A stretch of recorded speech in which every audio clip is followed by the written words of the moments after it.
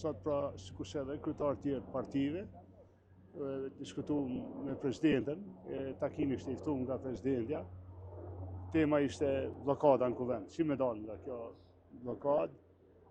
Edhe pas vendimit të gjykatës kushtetuese dhe zhvillimeve të fundit, pra presidentja ka shqetësim se pra koha po jetë shpejt, afati është 30 ditor. U interesu për pozicionin tonë, për mënyrën si ne mendojmë se mundet me dalë nga kjo gjendje, pra Kosova dhe parlamenti.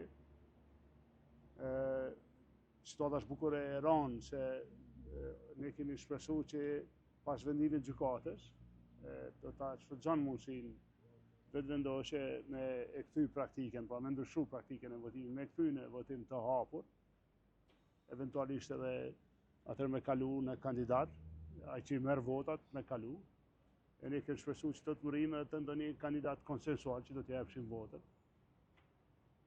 Kemi ngesë pra të ky komisioni që vërtet është një pozicioni gabuar edhe në bazë rregullore, është në kalumen, nderuar gazetar, për çdo ligj ose për çdo vot që nuk ka kalu, nuk është rikthyer në votim, e njëjta situatë pa ndonjë ndryshim.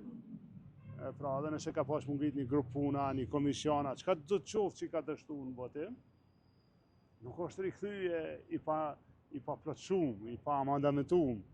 Kjo insistimi i kryesuesit që prap me kthyje këtë çështjen e këtij komisioni për votim fshet Spari si ka marrë 2/3 kur ka kërkuar me u ndryshu praktika e votimit nga e hapur në të fshet. Kemi ngesë, nuk e di si do të dalim prej kësaj, pa nuk... Ditni sot me një qëndrim ndryshe nga qëndrimi që keni pasur herët e kaluara pas takimit me presidentin? Ne qëndrimet i kemi dhënë me kujdes në mënyrë që ta ndihmojmë gjendjen. Pra, nuk është se nuk kemi dhënë ndihmë. Pra, Spari kemi kërkuar mu kthy praktika e votimit në mënyrë që të votojmë.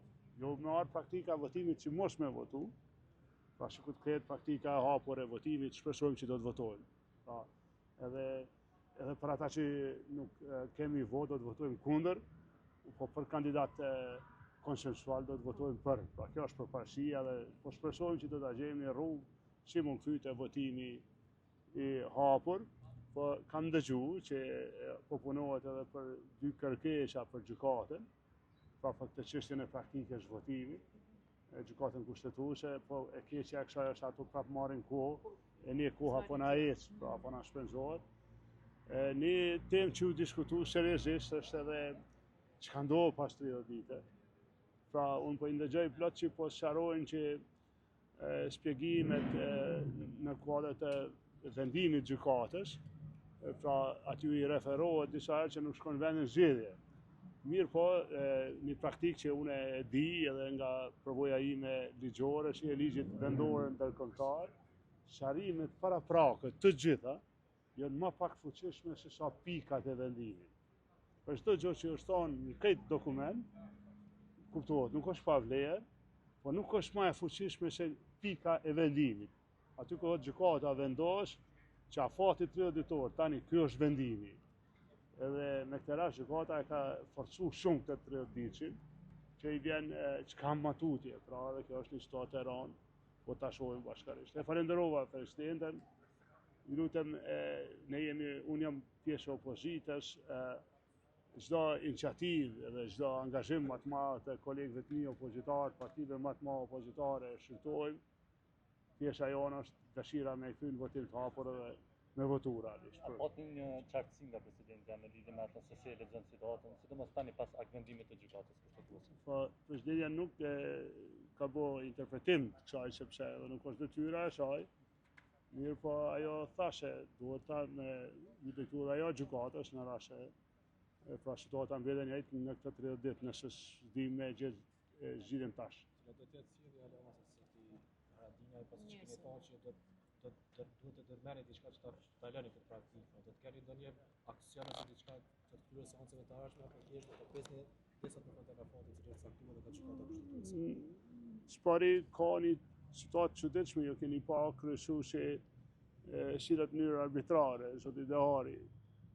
Pra ia vetës drejt me ndrru praktikën e votimit jashtë rregullores, po thot rregullori as lejon me diskutu. Në lejet i ke ngrit një temë që s'ki unitet në parlament. Për shembull ai thot po kërkoj mu votu një komision që s'ka unitet në parlament. Atëre e drejta me thonë mendim, është edhe një mundësi, mund gjetë ai unitet. Ajo ndalon fjalën, kjo është një praktikë bukur e çuditshme. Nuk po doj me avancu shumë. Ka edhe shumë shqetësime tjera në konsultim me kolegët e partive opozitare, por nuk dëshirojmë me vetë të ndarë. Jemi të shqyrtu edhe të gjitha çështjet tjera,